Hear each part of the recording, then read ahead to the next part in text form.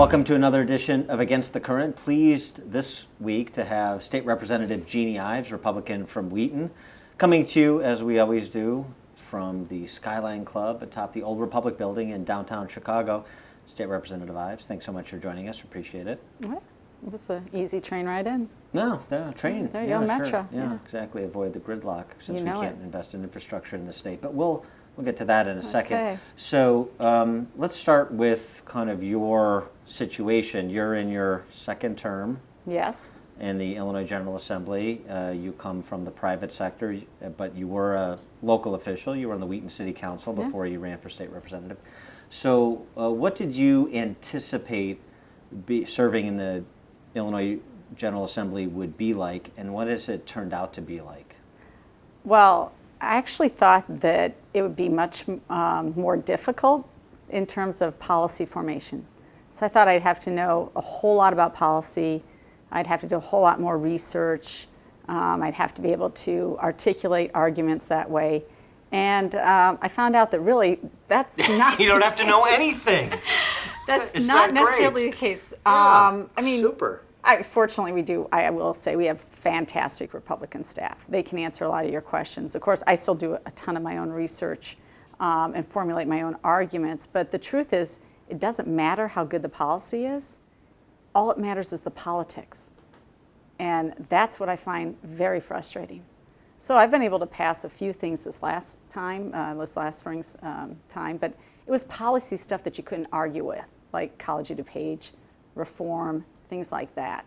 That even though they tried to argue about it, and even though my Republicans actually tried to kill some of that reform because they were getting pressured from interest groups, in the end, they couldn't negate that policy. Well, so rarely, usually it's politics. Yeah, but let's just use that as an example. So, Sure. Republicans in the super minority since you've been in the House, Yes. right? So they're not moving any agenda. It's one-man rule in the House, and that's House Speaker Mike Madigan.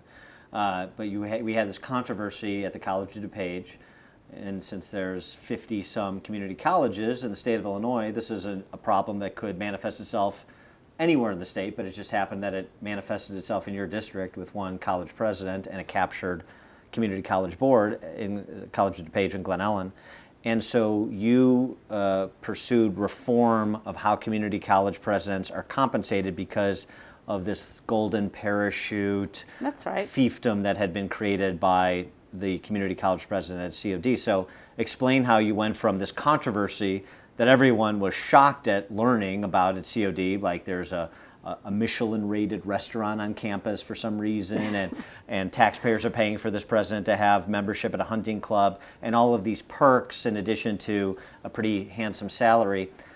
So there seemed to be almost universal opposition to what College of DuPage was doing with respect to compensating this college president, but then how you went about trying to reform not just what's happening at COD, but what could happen at any community college throughout the state of Illinois, and then how that was received. Okay, so essentially, with the help of Kathy Hamilton, who is the College of DuPage board president right now, I had her come in and testify on 4 reform measures that she wanted. Now, 3 of them I didn't get to push much because the rest of the committeemen thought it was too complicated. The one that we did push was the one that had the most egregious example, and that was Bruder's over $700,000 severance package. So we said, look, we're going to limit severance packages. We're going to limit the terms of these contracts too, because if you had a definitive start date with a contract and not a rollover contract, you could essentially sit as a college president for years and years, 10 years. In fact, there's a community college president whose tenure doesn't end until 2022 right now. So you're encumbering future boards. We put in modest limitations. We said, look, you have a start and end contract. It's only 4 years. Your severance contract, it's limited to 1 year salary plus benefits. And I didn't have too hard of a time getting that out of committee at all. It went out on the House floor unanimously. It goes over to the Senate, and it starts to die. But the Senate had done a scathing report. The Democrats, believe it or not, had done a scathing report about these excessive perks at colleges, not just community colleges, but universities in Illinois. And this is all relevant because, of course, the state provides some level of funding for community colleges as well as the four-year colleges and universities. So if you as a board can't rein yourself in and you're asking for state money, then now I get to get involved. So the bill started dying in the Senate, but having nothing to show, no bill to show for the substantial report they did, they resurrected my bill on severance contracts. They made a small tweak to it. It passes out of the Senate, comes back to the House on a concurrence motion. Now this passed out of the House unanimously. It's now back in the House in a less restrictive manner than when it passed. So I thought it was an easy lift. I go to pass that bill, and there's an outcry from my Republican colleagues, outcry. They're just slamming my bill. I'm standing there essentially at attention for an hour during debate. Well, what's the outcry?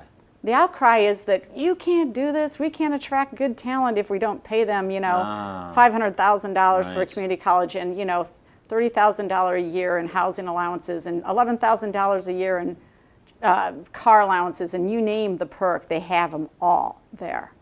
And so you can't do this, and this is trampling on local control and everything else. And I'm like, wow, where were you guys 2 months ago when this passed clean out of the House? Well, what had happened is the presidents had called them. Well, right, and it's easy to take kind of a symbolic vote in the midst of controversy than when it comes to the point where this thing could actually move, could actually go to the governor's desk. Now we got to pull the reins. That's right. But it told me a lot about education and kind of it's kind of actually emblematic of what happens in Illinois. You get special interest groups involved. So the Illinois Community College Trustees Association was opposed to the bill. The Community College Board was opposed to the bill.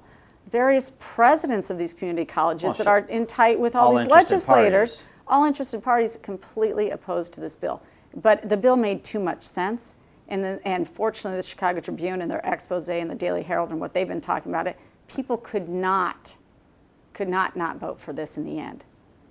So we garnered just enough votes to get it through. So let's start with this whole idea of if we don't pay above market salaries, or at least above kind of any semblance of what median household incomes are in these communities, if we don't pay salaries above that, before you get to the benefits package, for teachers, for community college presidents and the like, then we can't attract talent.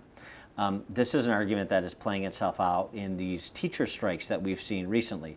We saw it at Prospect Heights Grade School District. We're seeing it now in a McHenry County High School District, District 156 in McHenry County. We're seeing it at East St. Louis in their school district. It's the same argument the union makes over and over again, which is, yeah, we have a high retention rate in our district. Yeah, we have hundreds of applicants for every available job opening as soon as a job opening becomes available in our district. But if we don't continue to pay teachers, in this case, and increase their wages at a 5% clip per annum, then we're somehow not going to be able to attract talent.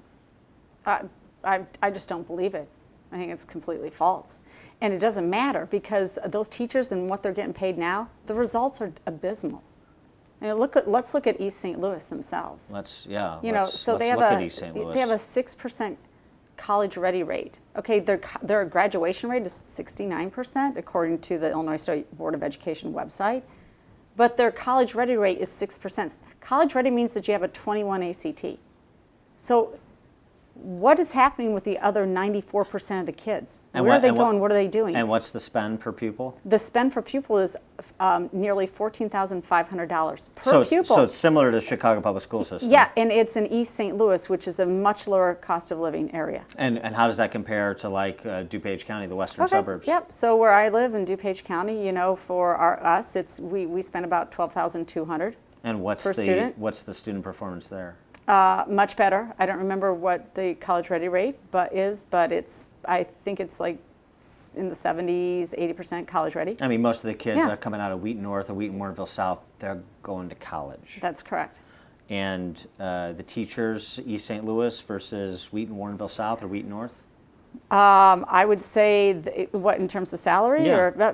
Well, I would say East St. Louis, they're compensated, their median compensation there is over $72,000. $72,000, which is probably... That's just base salary, too. Which is probably twice, 2.5 times the median household income in East St. Louis?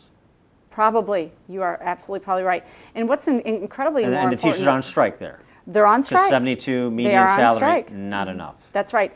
And it's interesting because I do sit on the Education Appropriations Committee, so the superintendent for East St. Louis has been in every single year to testify in front of our committee.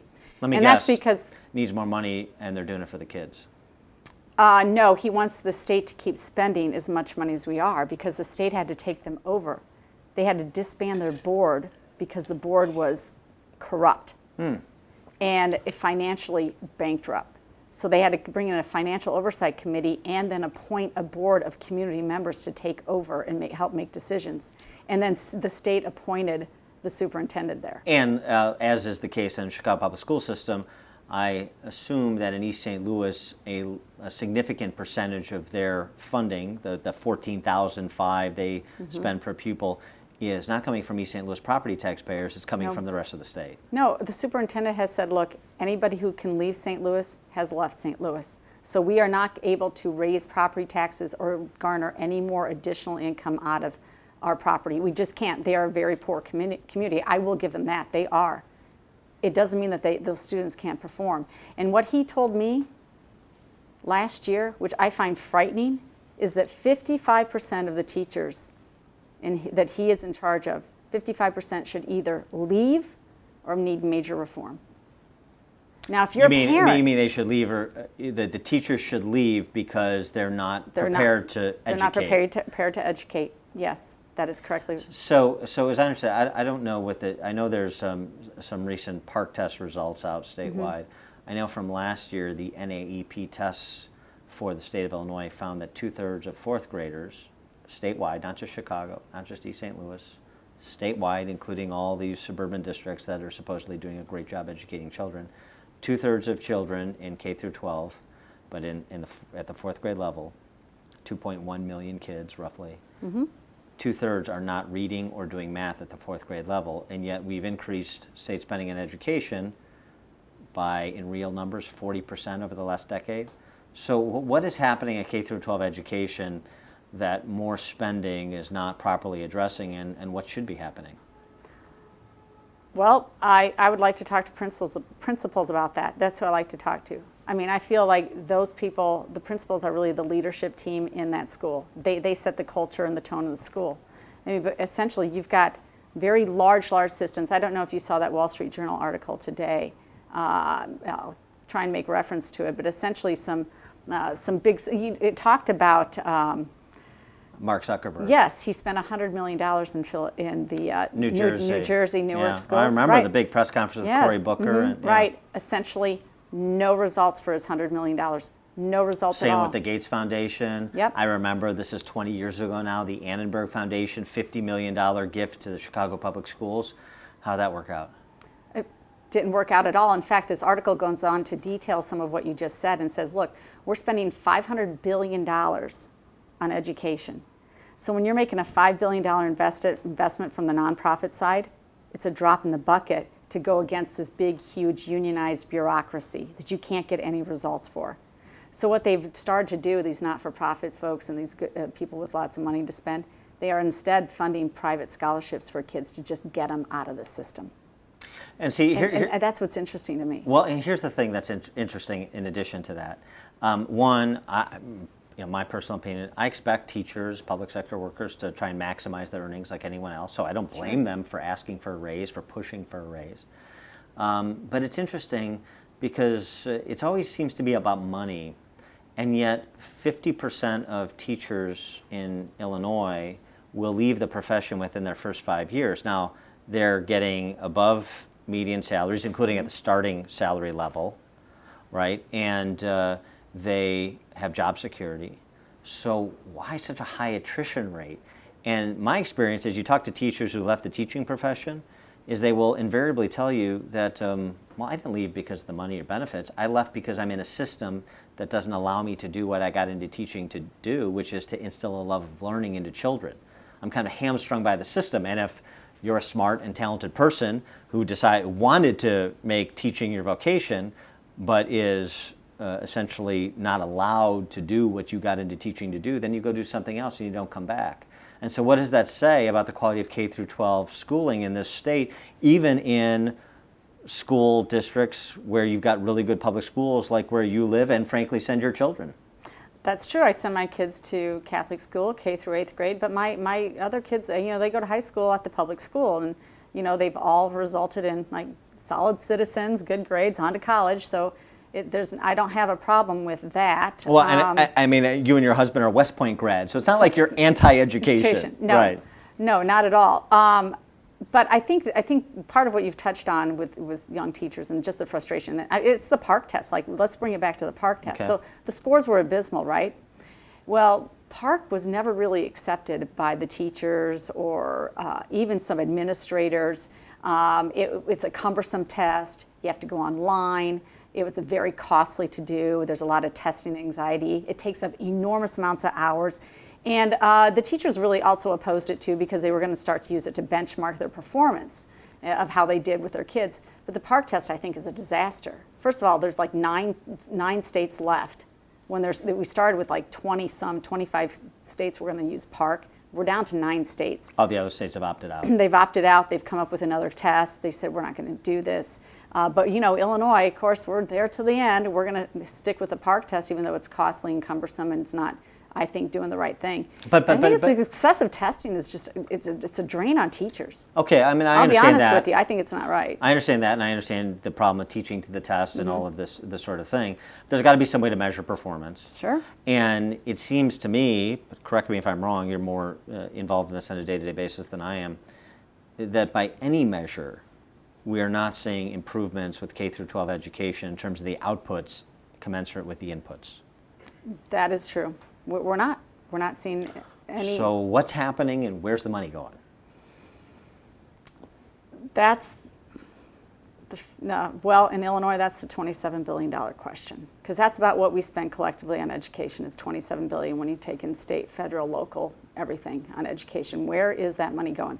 And that's just the public spend. That's not what people in my district are spending to just go and get out of the public school system because they want it out and go to the private. So it's an enormous question, and it's still something I keep trying to drill down and find out. Where is the money going? Well, you talked about the community college board, and the community college board in the case of COD being captured by the board president. What's happening at the local school board level? We see, as I said, this kind of seems to me there's an increased incidence of strikes, and with maybe more in the not too distant future.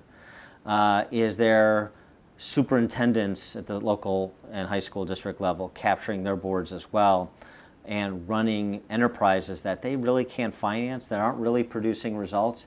And where does this all go? Are we going to at some point see somebody, some school board somewhere say, when we're this far apart, when you want a 5 or 6% per annum raise and we're offering, because this is all we can offer, 2.5% or 3%, which is still more than your colleagues in the private sector are getting, your community members, your neighbors in the private sector are getting, but you're not going to settle for that. At some point, are we going to see somebody say, we're going to put this to a market test? I don't want to do it. I'm sorry that we have to do this. But if you're going to be as obstinate as you're going to be, you seem to be, teachers union, then we're going to go ahead and see if there's not 150 or 200 or 300 teachers out there that can replace you. Dan, I would love that were the case. I don't see it happening. We just signed a contract, a brand new union contract in my home district in June. It was done. It was ratified on a Tuesday. It was signed on a Thursday, even though the next regular board meeting, the one that most people know about, the one that people are used to seeing, was the following Wednesday. So they did it at the very end of the school year when nobody's paying attention, is my point, when it's not a regular meeting, and they sign off on this thing that has upwards of over 8% raises when you include step things. In my own district. 8% raises. Yes. And yet they have been crying poor, and we need to refurbish this building and then that building, and they're not able to pass a referendum, which is a good thing because the taxpayers have understood that. But these boards, what they really want to do, they want peace. They want peace, and they will not push it to the extent that you're asking for. Well, so if there's one thing, I mean, your time, 4 years almost now in the General Assembly, and being on the Education Appropriation Committee. if there was one thing that you could do, wave a magic wand and do something to change how K through 12 education works, how the money flows to try and change the system, what would that be? I would try and do what Nevada did and put in educational tax credits, or they called it savings accounts, where you give the money to the parent and the parent gets to decide where the child goes. Statewide. Statewide, why not?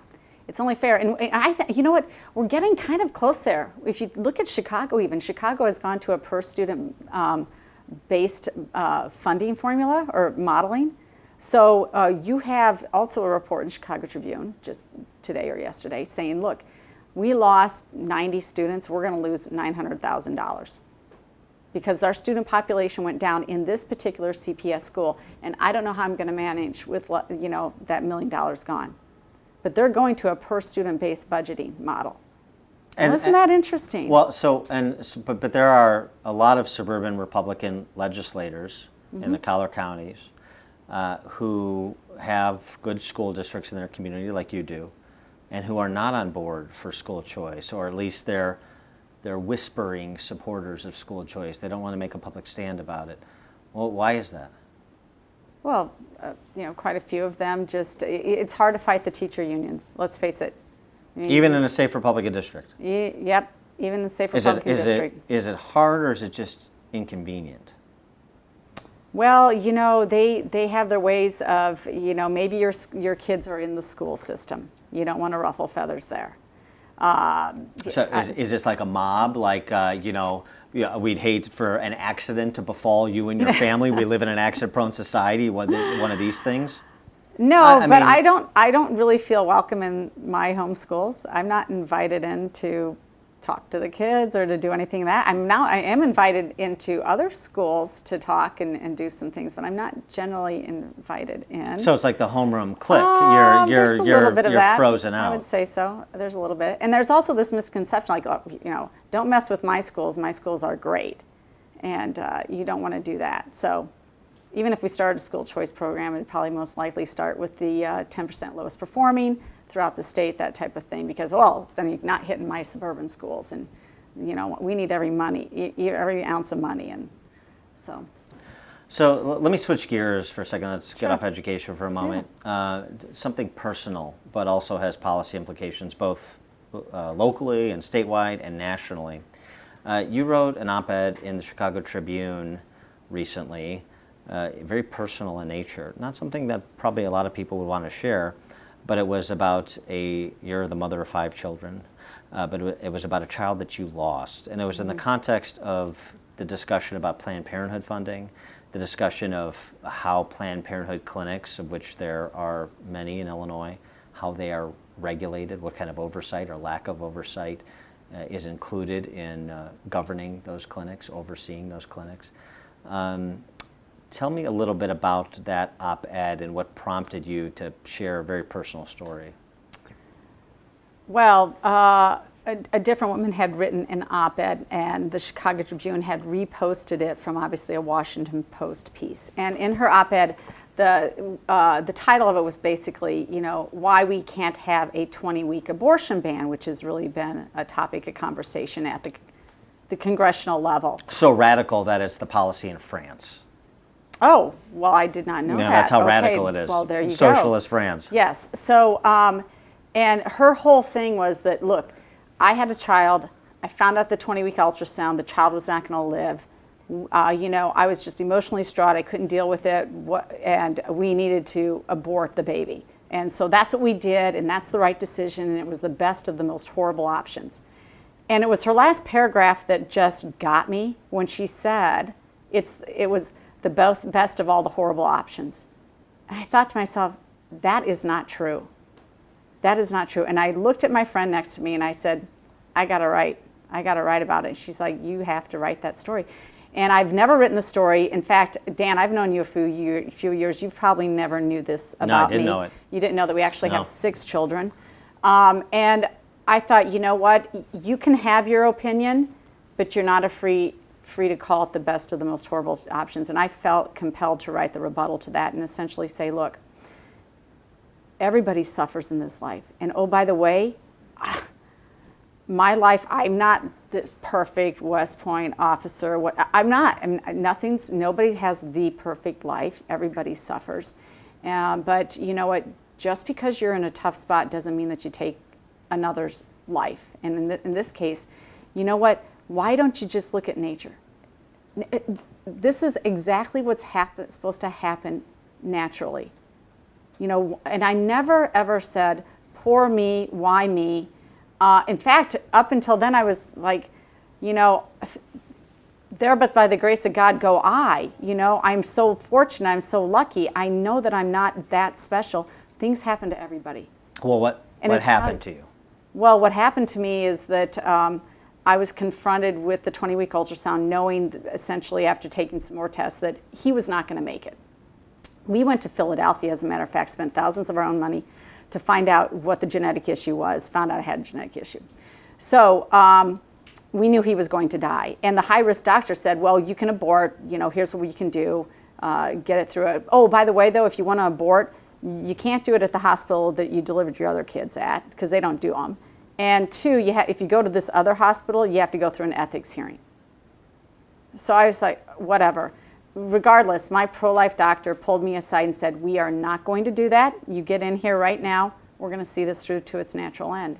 And he was absolutely right. It was the right decision to do, because I then never chose. I let nature take its course. I let God's hand play out on this. I did not rule out a miracle. I didn't make the decision on the date that he was going to die or anything like that. I just let it play out, which was where I think complete healing came from, because I didn't do something unnatural. And one of the powerful lines from the piece that you wrote for the Tribune was really about suffering. You just alluded to it, which is this idea that that the goal in life is to lead a life without suffering. You just kind of rejected that out of hand, suggesting that if you've never suffered at all, then you don't know what it's like to be fully human. And we shouldn't pursue policies because of their placebo effect. We should pursue policies that are rooted in some kind of sense of what our moral foundation is. And if that includes suffering, then that's a way for us to maybe become a little bit more fully human. Well, I agree, and more compassionate, and you just learn a lot more about, I guess, yourself and the people around you, and what would maybe is impacting them. I think if you always try to avoid that, well, first of all, you can't. You can't avoid it. Everybody suffers at some point, I believe. And so how does this impact this national discussion we're having in the wake of these Planned Parenthood videos that were taken undercover that show exactly what happens at these clinics, Planned Parenthood officers in their own words, and we've talked about this before, the complete lack of oversight in terms of medical oversight, regulatory oversight of Planned Parenthood clinics in Illinois, and the steps that you've taken to provide a little bit more regulatory oversight of an enterprise that has gone without it for a long time. Well, the Planned Parenthood videos are very disturbing, and I've watched every single one of them. And I think if you haven't watched them, you need to watch them. First of all, to me, it's pretty obvious that laws are being broken, women are being misled, and put in a risky nature. When you then dive into what's been happening in Illinois and the fact that they have not had no Planned Parenthood in Illinois has had an inspection since 1999. None of them have been inspected. Yet yearly we inspect tanning salons, and we have restrictions on tanning salons. In fact, you can't go into a tanning salon if you're under the age of 18. Yeah, you can go into any Planned Parenthood and get an abortion. And for a long time, your parents didn't even have to know about it if you were underage. So, and we're putting women at risk every single time that we do that. And they've had a number of lawsuits. I mean, the Tanya Reeves one is the most egregious. Here she walks in, 24 years old, has an abortion, and it's a second trimester abortion, which that Planned Parenthood was not supposed to do. They do it anyway, perforate her uterus, she bleeds out and dies, leaving another child behind. And it's just so callous for us to think that we shouldn't inspect these people or that they shouldn't have ramifications for their actions. But it seems to me, and you correct me if I'm wrong, you're down in Springfield, it seems to me that a lot of Republicans, maybe even some erstwhile conservatives, have embraced this kind of populist nihilist culture, as Walter Russell Mead would describe it, where we say, well, we don't want to have uncomfortable fights that put people in the position of either being in the morally superior or the morally inferior position. Let's just talk about marginal tax rates and balanced budgets and all of these fiscal matters, because we're not going to engage in a discussion of moral issues. Is that your sense of what's happening in the Republican Party in this state, and how is it playing itself out? Because as we said at the outset, the Republican Party finds itself in super minority status in both the House and the Senate. So even forgetting whether it is morally correct to avoid these fights, it turns out not even to be politically particularly successful. Well, hey, how about this? How about I reveal something on your show that nobody else knows until now? Please okay, do. Let's go. We All love right. breaking stories. Yeah, there you yes. go. Here's the breaking story. Okay, so when the Planned Parenthood videos hit, I felt like the right thing to do to protect women's health, if you care about women, is to investigate these facilities, make sure that they're not doing risky procedures so that they can obtain the baby body parts that are easiest and best to sell. So we should investigate and make sure it's not happening. So I put a resolution together, said I want an investigation by these 4 different agencies. Then I filed an OEIG complaint, Office of Executive Inspector General complaint. And I filed that complaint, and I said, look, I want these people investigated, including Cook County Hospital, because they were actually cited as a possible fabulous place to get body Stroger parts. Hospital. Stroger, sorry. Yes, Stroger, please. yes. Give credit where credit's due. Run by the taxpayers. So I filed those 2. Well, the third thing I did, I kept I kept private. I sent a personal letter to Governor Rauner and saying, look, I don't need an OEIG investigation. I don't need a resolution. You yourself can start to investigate. You yourself. And the letter, kind of backlash, like, why'd you send that letter, Jeannie? Well, I sent it because he should investigate. He should do the right thing and investigate and make sure taxpayer money is being used to protect women, not to harm women. That's why he should do this. But the feeling there is you can't talk about any of this. The budget's more important. Tax rates are more important. He's in a fight with everything else, and don't bring this up. Well, honestly, that's kind of the feeling. And I guess this is an interesting moment, right? Because then it becomes a question, and this is a question for the Illinois electorate writ large, which is, so what's more important? I understand we've got to prioritize issues. You can only tackle so many things at the same time. But at the end of the day, what is more important to you, Illinois voter, Illinois family? Is it how we treat each other, or is it a 1/4 percentage point on your marginal income tax rate? I don't know. I think that's a question that everybody's got to answer, and it seems to me that your letter kind of puts that question to the governor and to some extent to everyone else, including in the Republican caucus. And I just wonder how that's being received, because we see at the federal level the kind of outpouring of cheerfulness with the departure of John Boehner and the desire among the base of the Republican Party that Mitch McConnell follow him right out the door. And it's because of an unwillingness to tackle fights that a lot of people think are important fights, existential fights like how we treat each other in this world, that they don't want to take on. They're always kind of preparing for the next fight to retreat from. And so I wonder if that's the same feeling in the General Assembly, the same feeling that you get from the Republican Party, the super minority Republican Party in Illinois more generally. Well, the other side would love to be the party of we're the compassionate, caring Democrat side. It's not true. It's not true. And Republicans don't want to talk about it either. So when you talk about child care assistance, for example, which is a $1.2 billion program in the state of Illinois, $1.2 billion. And you talk about putting in one small reform saying, look, if you want this assistance and you want the taxpayers to pay for it, guess what? You should have a child support agreement in place so that we know that the father is supporting the family before we ask the taxpayers to, and to what extent. Reasonable reform. We've never asked that before. Yet I'm told. So the point, and this is, let's just put an exclamation point on this. The idea is that to those who suggest, oh, well, pro-lifers only care about the baby in the womb. They don't care about the baby once he or she is out of the womb and into this world. Well, that turns out not to be true based on what you're saying. Not only do they care about the child, we care about making sure that parties responsible, including the father, That's right. are going to be held accountable for abiding their responsibilities. Sure.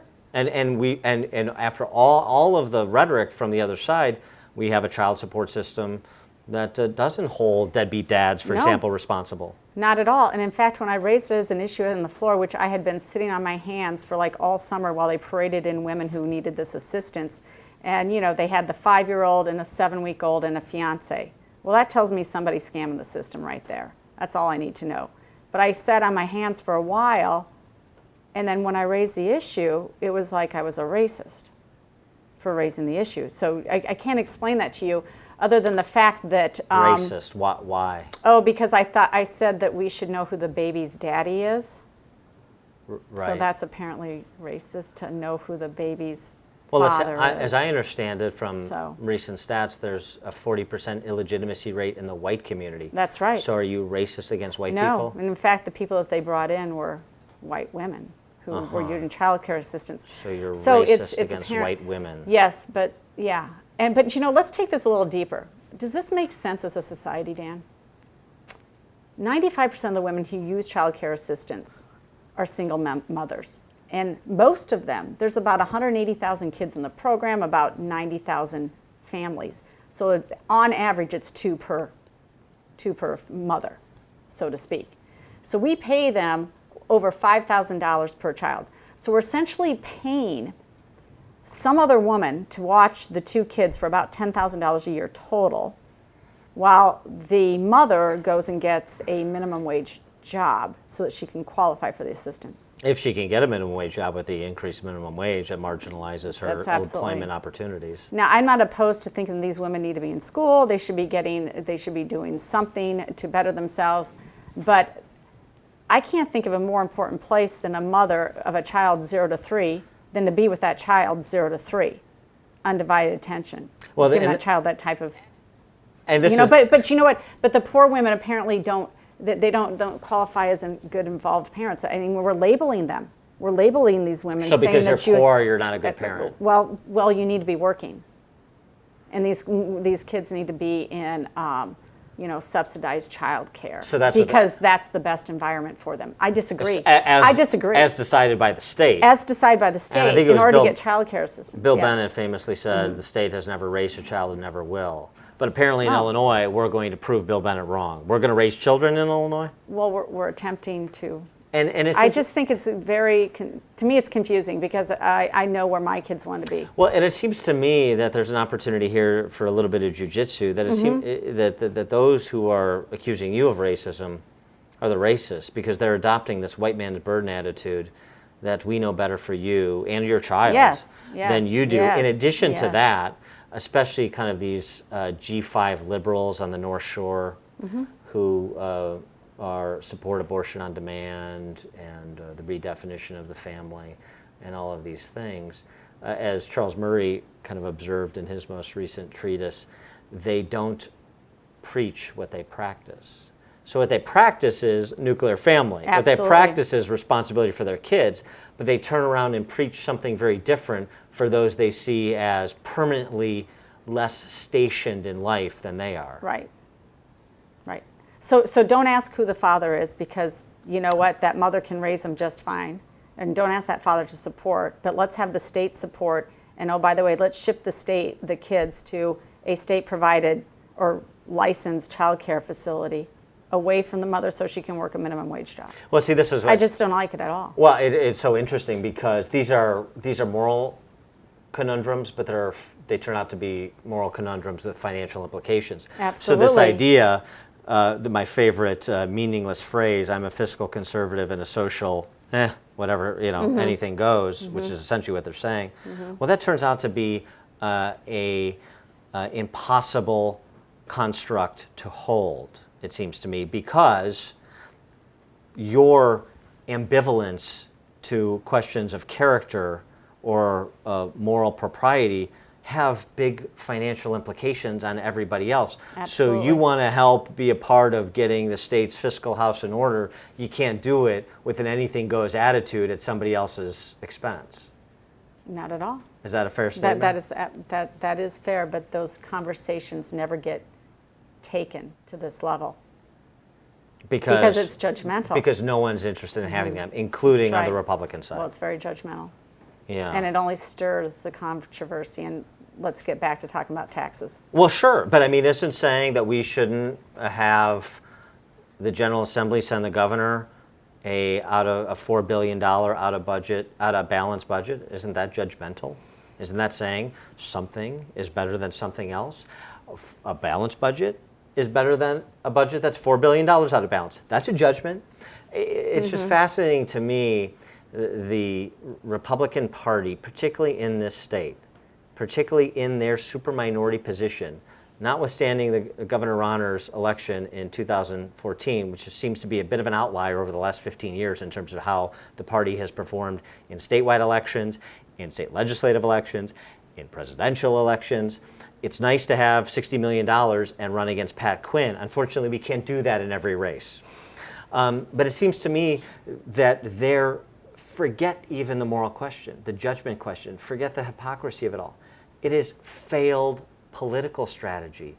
It is a strategy that is guaranteed to relegate the Republican Party to permanent super minority status because they're playing the Democrats' game on their terms, kind of sort of me tooing them. We're going to do the same things they do, but we're going to be maybe a little bit more efficient with it. Well, what kind of value proposition is that? I don't know, but I don't believe that that's really where a lot of Illinoisans are. I just don't think that they're given the right information. So I don't believe that really the black community doesn't. I mean, I think that they understand that their schools are failures and that they'd like to get out. I think they really do understand that. I think they understand bullets whizzing by their front doors. I think they understand that as well. And I think if you can get to them and talk to them, but we don't have that conversation. Well, we don't have that conversation because we don't have the courage to have that conversation, because that conversation is too difficult. Well, why don't we have that conversation? This has been my question for the better part of the last 2 decades in this state, as we've seen the Republican Party go like this, death spiral into the ground. I'm sorry, what is it exactly we have to lose? We have to lose a state that is replete with economic opportunity. No. We have a state. We have to lose a state that features great K through 12 school systems. No. A state that has Republicans in majority, and we're policymakers, and we don't want to lose that perch.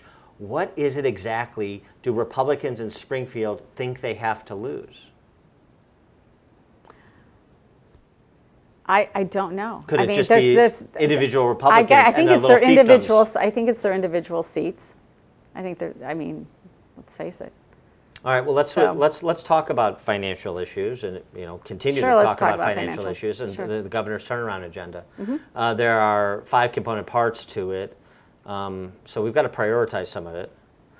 So I mean, in terms of term limits and redistricting reform, and workers' comp reform, and property tax reform, and tax reform, where do you think the priority should be? Particularly as we're still in this position of not having a budget for the current fiscal year. Sure. What is it that you think the governor should demand as a necessary element in any budget agreement, in addition to a balanced budget, but a necessary element in terms of structural reform of state government? Well, what's the priority? I mean, I know you probably support all of it, but in terms of here's the thing we got to have. Okay, the thing we have to have isn't on that list, and that's pension reform.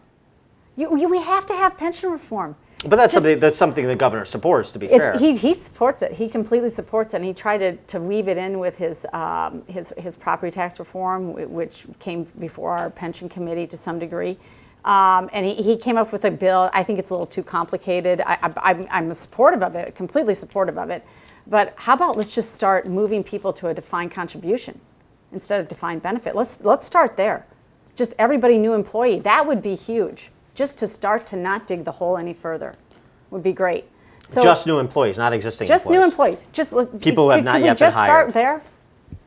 That's believe it or not, in the state of Illinois, is a heavy lift, which is to me incredible. I mean, it's eating up 25% of our budget. Why do you think we can't fund disabilities? Why do you think that the school support generally comes more from the local than the state, where it's actually the opposite in almost every other state?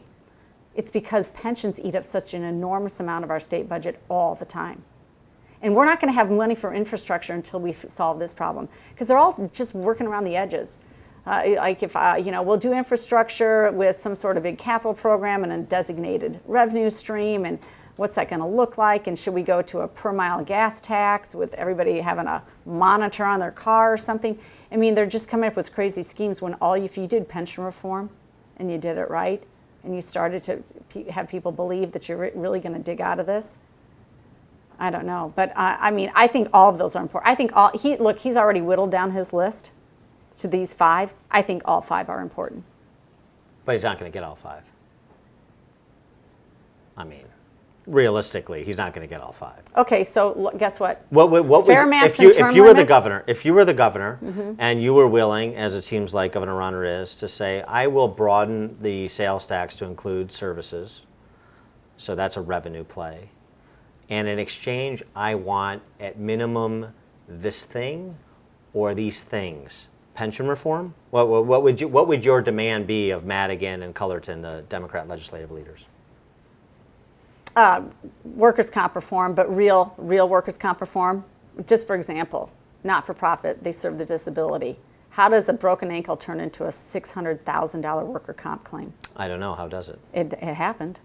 It happened? Yeah. Where? I won't give the details. We'll be putting that out more, but I want to get more details and more follow-up, but that's a real true story. For a nonprofit social service provider. Social service provider. Mm-hmm. And so, but what is it about the system that allows for something like that to happen? You've got multiple lawyers involved in these worker comp cases. You've got, you've got a worker comp system where, it doesn't have to be 50% the cause of the employer or the workplace. It didn't have to happen there. It just had to be a participating factor. So you've got really easy ways to get worker comp through, or worker comp injury compensated. But the Democrats say we passed workers' comp reform a couple years ago and it's working. Yeah, no. What about that is untrue? Well, and then they want to tell you that it's because those evil insurance companies are holding all the savings and not passing it on to the actual employers. And that's not true. We have over 300 insurers in the state of Illinois. They're not all in collusion here and rate fixing. They're not doing that. But for those who are not kind of familiar with the workers' comp system, Yes. this is a phrase that's thrown around.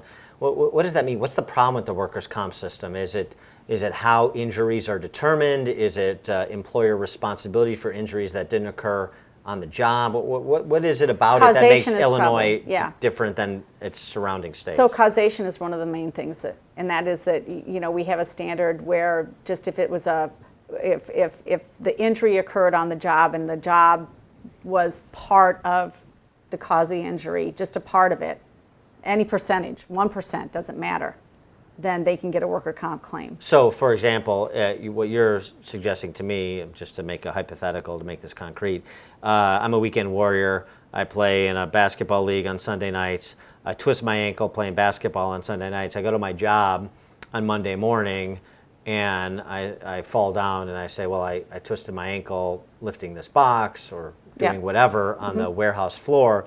Now that's a workers' comp claim where the employer is responsible for 100%. That's correct.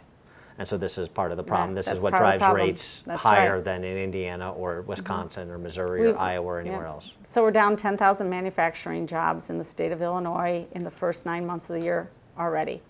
And you can cite case after case where they've moved specifically for workers' comp costs. And they've moved across the line to Indiana, where it's sometimes 4 and 5 times cheaper for the same type of job for workers' compensation. They're saving, and I mean, this is not small manufacturers. These people are saving millions of dollars a year on worker comp alone. So, I mean, when you all these issues, they're all big issues. They're all big issues. We have all these big problems. And the good news is they're all kind of man-made problems, so we did this to ourselves. But they seem to be very difficult to drive to some kind of substantial long-term improvement in the situation.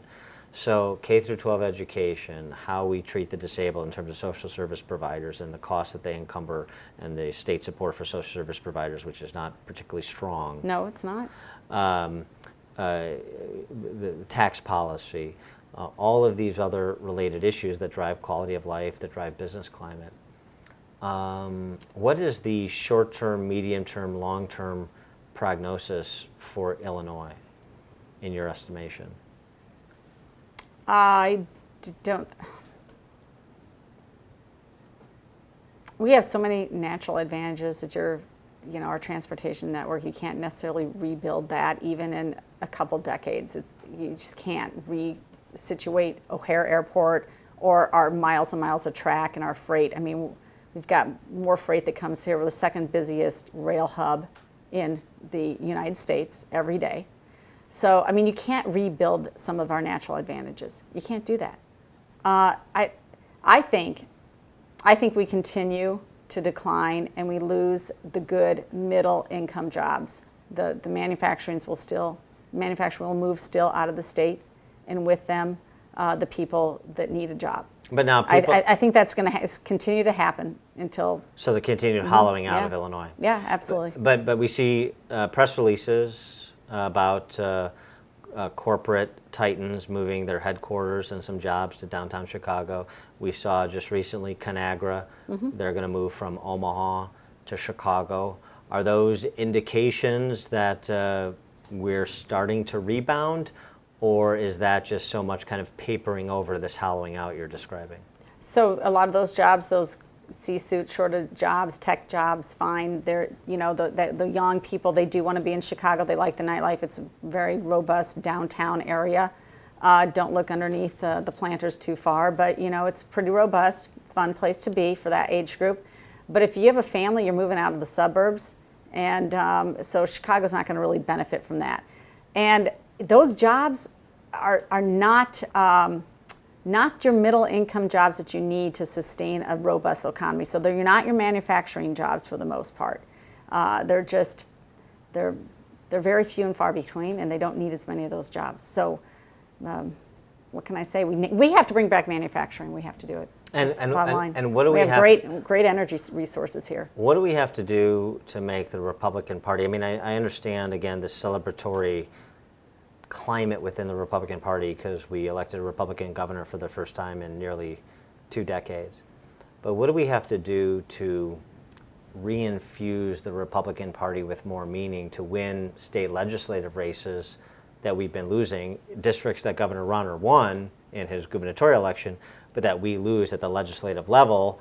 And frankly, it kind of handcuffs Governor Rauner, preventing him from doing some of the things at the state level that Governor Walker did in Wisconsin, or Mitch Daniels and now Mike Pence did in Indiana.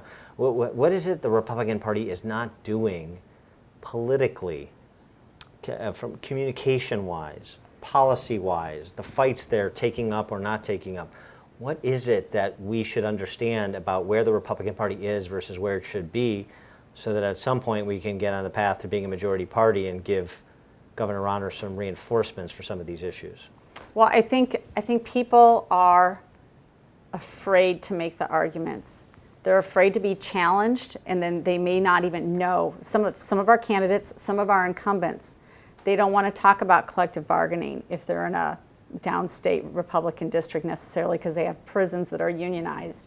The school districts are the largest employer.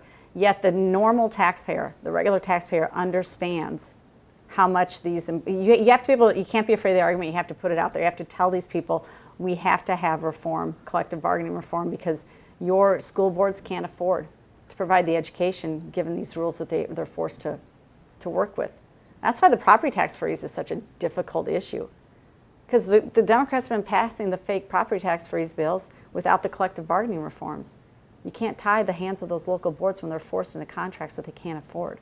So you have to have one with the other, which is what Rauner is rightly doing. He's combining the two together. But people are afraid of the argument. Maybe they don't know the facts behind it, but I think also they don't want to challenge their neighbors. And here we have to have an honest conversation about where we're going as a state.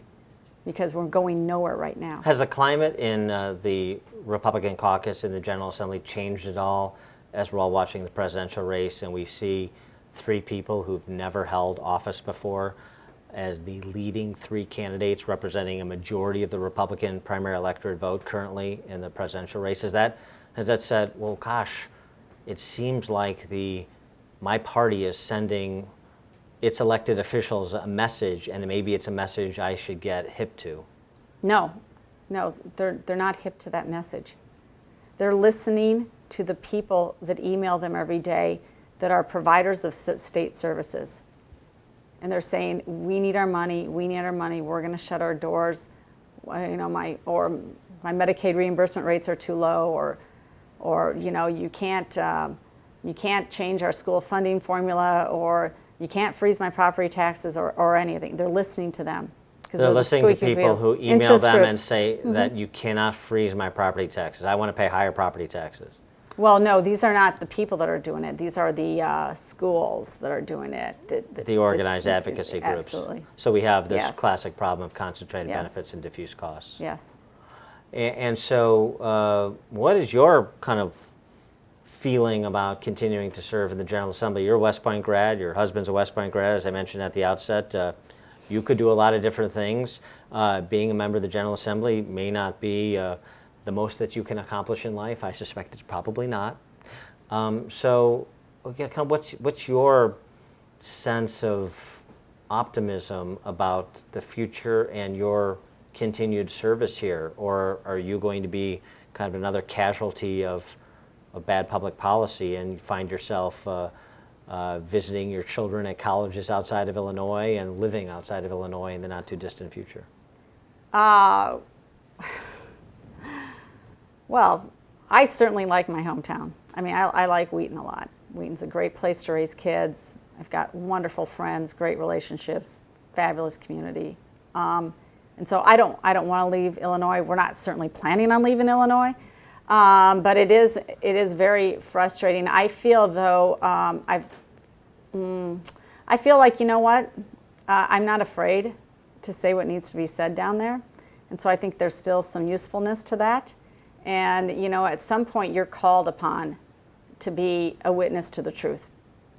And I feel like I'm called upon to be a witness to the truth as to what's going on, what are the facts, a witness to the truth with my son's story. And I feel that as long as I'm useful in that way, where I feel like I am maybe encouraging new members to speak up, because there is definitely, oh, hey, if you're new, you know what, careful how you vote on this issue, don't speak up on that issue, careful what you say in committee. No, you need to represent your people, and I think people want somebody who says what needs to be said. And I've heard it from a number of people, and for those people, I can't quit. I won't quit until I decide that I want to do it. But I enjoy making the argument. I enjoy actually representing all sorts of interests. Whether you're a public school, which I actually have your best interest at heart, because I'm trying to do the right thing for you as well. Whether you're a private school parent. Whether you're a small business, or whether you're a big business, I want a level playing field. And I like doing the research, and I'm more about policy than politics, which is why I'm not in leadership, obviously. Because I won't do that. Someday that may change. Yeah. Witness to the truth, State Representative Jeanne Ives, thank you so much for joining us on this edition of Against the Current.